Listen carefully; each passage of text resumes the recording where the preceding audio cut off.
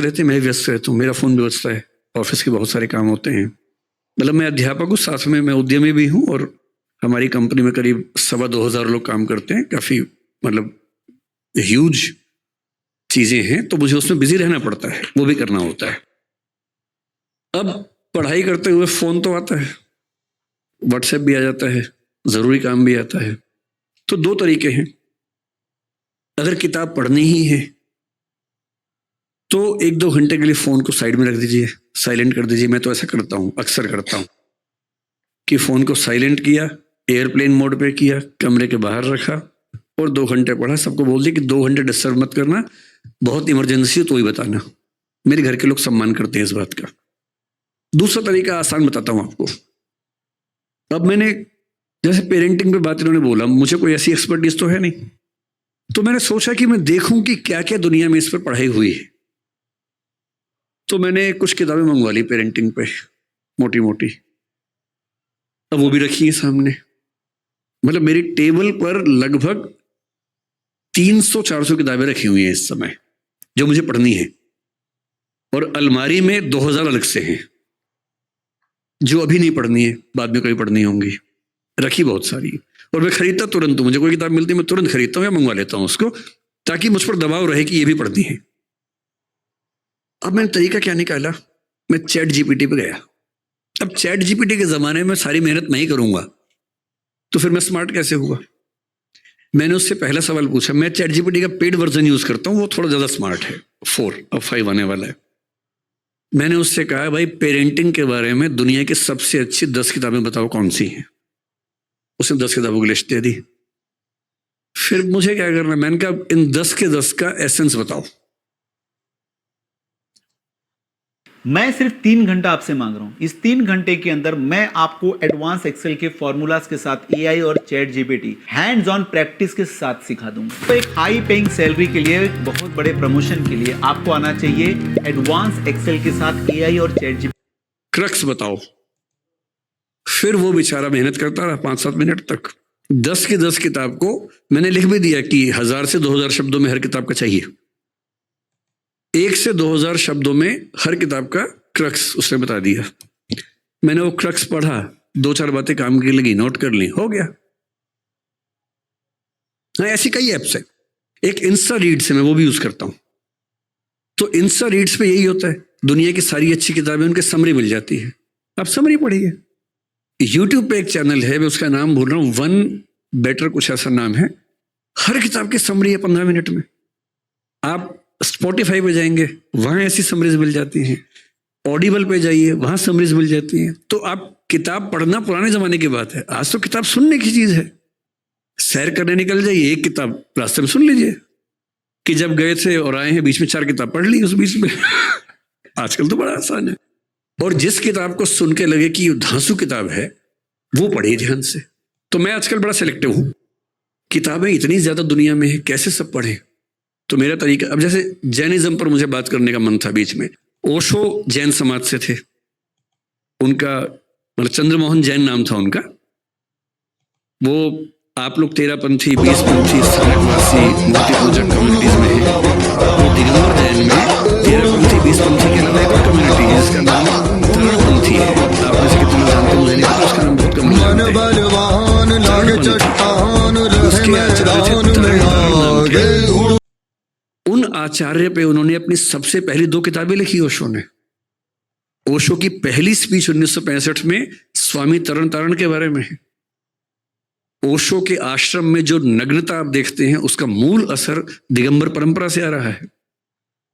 और जब ओशो दार्शनिक हुए तो जैन समाज में खुशी की लहर छा गई कि एक इतना अच्छा विचारक हमारे समाज से आया है।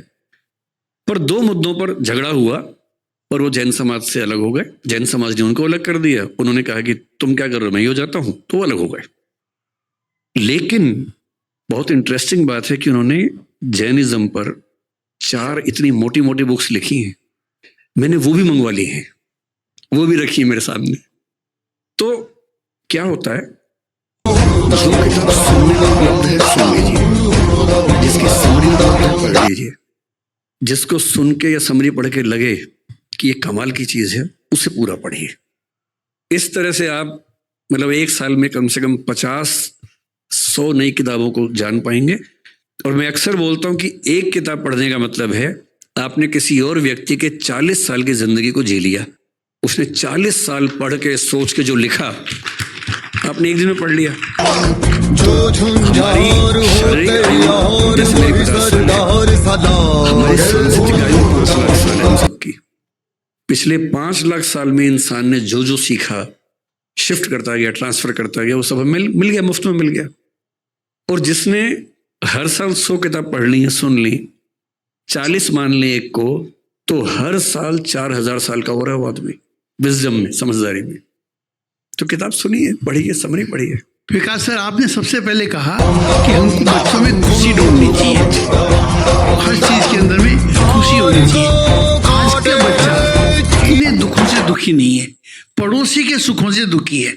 कंपटीशन में मेरे पास मारुति है, तकलीफ नहीं है, उसके पास में ओडी है, तो वो अपनी मारुति छोटी लगती है। अपने पास साधारण पेन है, उसके पास बहुत ब्रांडेड पेन है, तो उसको खुशी कैसे दी जाए, कहाँ उसको सेटिस्फाई किया जाए कि वो अपने दुख, कोई दुख नहीं है, अपना दुख नहीं है, लेकिन दूसरों का जो ज़्यादा सुख है वो उसके दुखों का कारण बन रहा है, इसलिए वो खुश नहीं है।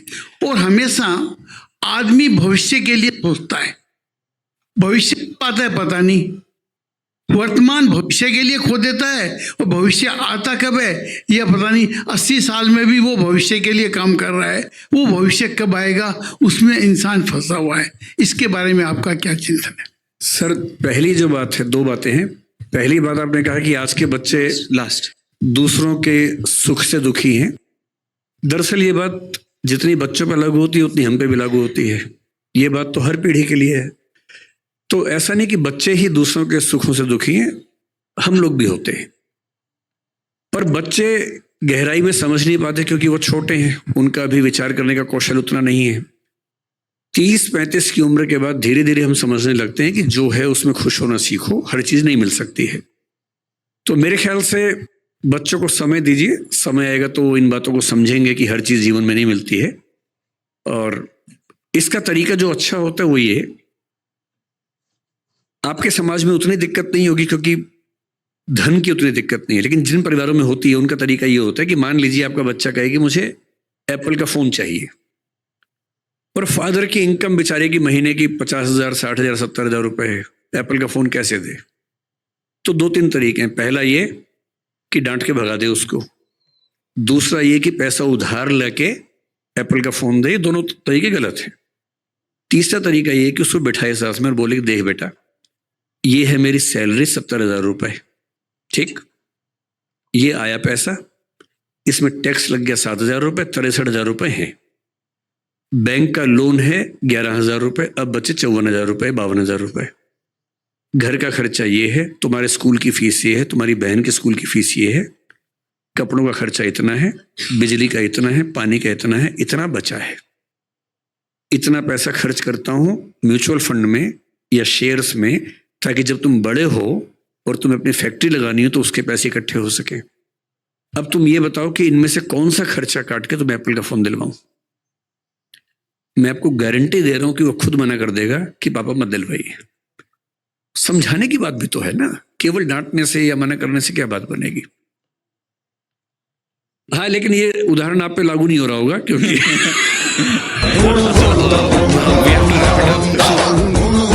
Good evening, sir. My name is Sonali Jain and I'm an educationist. First and foremost, हम सबको पेरेंटिंग के बारे में बहुत वन ऑन एक्सपीरियंस है, पर फिर भी आपके सारे जो डिलीवरी है, आपकी जो एड्रेस है, उससे हम सबको रिचार्ज हुए हैं, उसके लिए धन्यवाद। I just want to bring to everybody's notice a little bit more serious topic which I as an educationist also face, and that is the aggravation of depression, anxiety and even suicide in the students. तो ये जो हम specially अगर UP UPSC का नाम सुनते हैं और कोटा का नाम सुनते हैं तो सबसे पहले ऑफ कोर्स आईपीएस आईएएस से ख्याल तो आते ही हैं and gratitude to all of that, but suicide के केसेस बढ़ते जा रहे हैं, ना केवल वहाँ, यहाँ दिल्ली में भी, बड़े शहरों में भी, छोटे शहरों में भी. सो इसका क्या कारण है? Is it because the children of today, the generation of today is less resilient, उनमें सहनशीलता की कमी है, या हम पेरेंट्स की कमी है कि हमें इंस्टेंट ग्रेटिफिकेशन उनको देते हैं और उन्हें एज आपने कहा स्ट्रगल से गुजरने नहीं देते, या फिर हमारा जो समाज है वो अभी भी पिछड़े हुए समाजों में ही है जहाँ पे कंपटीशन इतना ज़्यादा है and survival of the fittest की पोजीशन आ गई है, जहाँ लाखों करोड़ों सीट्स लोग हैं लेकिन सीट्स